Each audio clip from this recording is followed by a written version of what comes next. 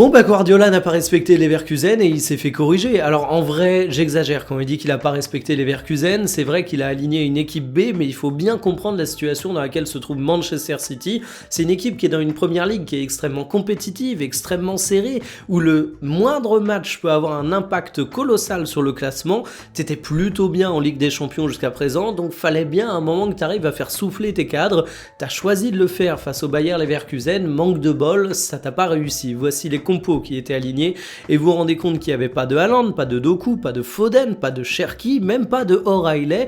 La plupart d'entre eux sont entrés à la mi-temps alors que tu étais mené 1-0 et à partir de là, tu as eu une meilleure seconde mi-temps. Tu te rends compte dans les buts attendus qu'il y a une vraie différence entre la première et la seconde mi-temps, mais par contre autant de changements, ça t'a amené une petite désorganisation qui a fait que Leverkusen en a profité pour mettre son deuxième but. En fait, le Bayer Leverkusen, c'est une équipe qui a eu avec Ten Hag au départ un début de saison compliqué, mais depuis qu'ils ont changé d'entraîneur, c'est cohérent en Bundesliga et au cours de cette rencontre, ils ont eu deux grands atouts. Le premier, c'est qu'ils ont converti la moindre micro-occasion et franchement, face à ça, tu peux pas faire grand-chose. Et puis, ils avaient ensuite un gardien qui était dans la forme de sa vie. Flecken fait un match absolument exemplaire, il te sort 9 arrêts, donc franchement, bravo à lui, mais il n'empêche qu'il y a quand même quelques critiques à faire du côté de City.